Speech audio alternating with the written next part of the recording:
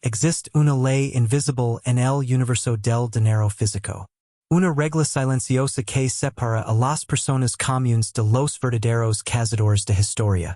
La mayoría de los seres humanos caminan por la vida mirando el panorama general. Ven un centavo antiguo, noten que tiene la cara de Abraham Lincoln. Ven que este hecho de cabra y automáticamente asumen que ya saben todo lo que hay que saber sobre ese objeto. Lo guardan en una caja de zapatos o lo regalan a sus nietos. Pero en el mundo de la alta numismática, el panorama general es tu peor enemigo. Bienvenidos a USA Coin Mint X. Hoy te voy a enseñar a mirar el mundo a través de la lente de un investigador forense. Hoy no vamos a buscar grandes errores evidentes que cualquiera podría notar. Vamos a descender al nivel microscópico. Vamos a adentrarnos en los turbulentos y caóticos años finales de la década de los 50. Específicamente, vamos a desarmar la anatomía de dos monedas acuñadas en las frías montañas de Colorado. Dos centavos que la gente gasta todos los días porque no saben cómo usar una simple lupa. Si estás listo para dejar de ser una víctima de la ignorancia financiera y empezar a ver las imperfecciones que generan riqueza, la tu mente de cualquier distracción. Porque la clase magistral de hoy está a punto de revelar secretos grabados en metal puro. Y así legamos el año siguiente. Un año que definió a la humanidad moderna, y desató un caos de producción en las fábricas estadounidenses. Es 1957. El año en que la Unión Soviética lanzó el Sputnik al espacio. El comienzo absoluto de la era espacial. Todos en los Estados Unidos miraban hacia el cielo, sonando con cohetes y el futuro de la humanidad. Y mientras el país entero miraba hacia las estrellas, la fábrica de Denver estaba fabricando un océano literal de cabra. Para alimentar la desbordante economía de la posguerra, la Casa de la Moneda de Denver incendió sus máquinas, y no se detuvo. Ese año, acuñaron la alucinante y escandalosa cifra de más de un billón de centavos. 1,051 millones para ser exactos. Es una montaña de dinero físico tan grande que es difícil de procesar para el cerebro humano. Por esta razón, en USA Coin Mint X debemos dar la bofetada de realidad que te protegerá de falsas ilusiones. El centavo de trigo de 1957 con la letra D es la definición máxima del exceso de producción. Es una moneda que está prácticamente en cada lot de monedas antiguas, en cada caja herdada y en cada venta de garage del planeta. Si tu moneda está sucia, si la cara de Lincoln está borrosa, si las clásicas líneas de las espigas de trigo en la parte trasera han desaparecido bajo décadas de fricción en los bolsillos del público. El valor estricto de mercado apenas se sostiene entre los 5 centavos y un $1. Pero no te atreves a descartar el año 57. Porque cuando un objeto se vuelve excesivamente común, los verdaderos coleccionistas cambian las reglas del juego. Si todos pueden tener un 1957D, el trofeo ya no es poser la moneda. El trofeo es poser la perfección absoluta. Aquí es donde entra en juego la causa forense de la condición, mint state 65, o superior. El grado ms 65. Tienes que visualizar la violencia del proceso de fabricación. Toneladas de estos centavos caen en cascada desde las prensas hidráulicas hacia enormes talvas de recolección. El metal chocaba contra el metal. Los bordes estriados de otras monedas impactaban violentamente contra la mejilla de Lincoln y contra el campo liso del centavo, dejando cráteres y rasguños profundos antes de que la moneda siquiera saliera a la calle. Esto es la llama marcas de bolsa o bag marks. Encontrar a 1957 es el trabajo más fácil del mundo. Pero encontrar uno que haya esquivado ese infierno industrial sin un solo golpe profundo, eso es una misión casi imposible. Los coleccionistas adinerados buscan un centavo de 1957 que haya sido retirado del banco, y envuelto suavemente en sus primeros días de vida. Toma tu moneda. Pon la bajo la lámpara halógena. Inclinala lentamente de lado a lado. Lo que estás buscando es una superficie inmaculada. El lustre original de fábrica debe rotar por el metal como si fuera un líquido congelado, creando lo que llamamos el efecto rueda de carro. No debe haber absolutamente ninguna marca de choque en la magilla del precedente. En hay rasguños de otras monedas en los campos vacíos alrededor de su rostro. El color debe ser un vibrante, seguidor y espectacular rojo fuego. Si tu moneda cumple con estos requisitos casi alienígenas, y no tienes una moneda de 5 centavos. Tienes un espécimen de élite. Las agencias como PCGS y NGC encapsulan esa perfección en un support rígido. Y su valor se elevará exponencialmente.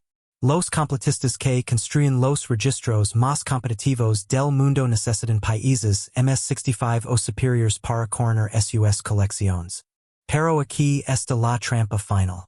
La atmósfera terrestre es tu enemiga jurada. El cobraporo de 1957 reacciona trágicamente con el agifer presente en el aire moderno. El humo del cigarrillo o la humedad de tu hogar. Si encuentras uno de estos centavos perfectos y lo dejas expuesto al ambiente en un escritorio, en cuestión de meses su brillo rojo comenzará a apagarse, tornándose de un color madera pálido y luego un marrón sucio. La regla de oro es el aislamiento inmediato. Un coleccionista inteligente hila su descubrimiento en plástico inerte, deteniendo el reloj del tiempo y protegiendo el metal de la química destructiva del mundo exterior. La numismática no se trata de suerte ciega. Se trata de observar lo que el resto de la población mundial decide ignorar. Y si buscando las marcas de un doble golpe de acero en la diminuta letra D de 1956, o persiguiendo la supervivencia inmaculada de la colosal producción de 1957, las oportunidades están allí, escondidas en la oscuridad de los frascos viejos, y en el fondo de los cajones polvorientos. Toma tu lupa, protege tu metal, y recuerda que el verdadero poder siempre reside en los detalles más pequeños. Esto es USA Coin Mint X. Sigu cuestionando la normalidad. Y preparat para nuestra próxima inmersión forense en la historia del dinero. Nos vemos en el próximo video. Retrocedemos en el túnel del tiempo hasta el año 1956. Los Estados Unidos estaban viviendo una era de oro económica, cultural y industrial. Los enormes automóviles con aletas cromadas dominaban las carreteras. El rock and roll estaba naciendo en las radios locales. Y las fábricas del gobierno trabajaban a un ritmo febril para mantener el ritmo del imparable comercio diario. Y en el oeste del país, la casa de la moneda de Denver estaba sometida a una presión aplastante. Sostén en tu mano ese centavo de 1956. Mira la inconfundible y pequeña letra D, incrustada justo debajo de los números del año. Para el ojo inexperto, es solo una letra que indica el lugar de nacimiento de la moneda. Pero para los veteranos de USA Coin Mint X, esa diminuta letra es la China del crimen de uno de los errors manuals más fascinantes de toda la década. Tienes que entender cómo se fabricaba el dinero en la década de los 50. No era un preciso guiado por lasers, computadoras o robots de alta precisión. Era un trabajo humano, crudo, pesado y propenso a cometer errors catastróficos por fatiga. En 1956, el diseño principal de la moneda se forjaba en enormes matrices de acero. Pero la marca de Sica, esa pequeña letra D, no estaba en el diseño original. Un trabajador de la casa de la moneda tenía que tomar una pesada herramienta de acero llamada punzón, colocarla sobre el molde maestro y golpearla violentamente con un mazo de metal para grabar la letra a mano. Y los humanos se cansan. Los humanos calculan mal. A veces, el primer golpe de mazo no era lo suficientemente profundo. El trabajador de Denver levantaba el mazo para golpear por segunda vez, pero el punzón se resbalaba. Se movia apenas una fracción de milímetro hacia un lado, hacia arriba o hacia abajo. Al dar el segundo golpe, el acero dejaba una doble impresión permanente en el molde. Este defecto mecánico se instalaba en la enorme prensa hidráulica, y la máquina comenzaba a escupir miles de monedas con un error oculto. Esto es lo que los magnates de las subastas conocen como la codiciada variedad RPM. Repunched mint mark. O marca de seca reaccionada. Si tomas un centavo normal de 1956 DK simplemente roto por el mundo sin ninguna animalia. Un centavo marin y gastado por el uso humano. El mercado numismático te ofrecerá la honesta suma de 5 centavos a $1.50. Es una paisa común. Pero si tomas tu lupa de joyero. Si colocas esa moneda bajo el. Has de una luz halogena blanca y penetrante. Y enfocas to do tu escrutinio directamente sobre la letra D. El panorama cambia drásticamente. Mira los bordes de la letra. ¿Ves lo que llamamos serifas divididas? Parece que hay otra letra D.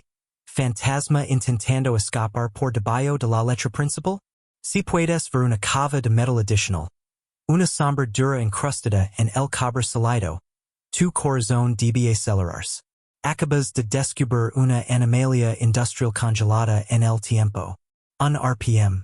Por este simple, minúsculo y hermoso accidente humano, los coleccionistas especializados, los cazadores de variedades que dedican sus vidas a catalogar estos errores manuales, pagan primas sustanciales para arrancar esa moneda de tus manos. Si logras encontrar este error en un centavo que además conserva su estado original sin circular, has atrapado una verdadera rareza. Pero aquí liga la regla inquebrantable de la preservación.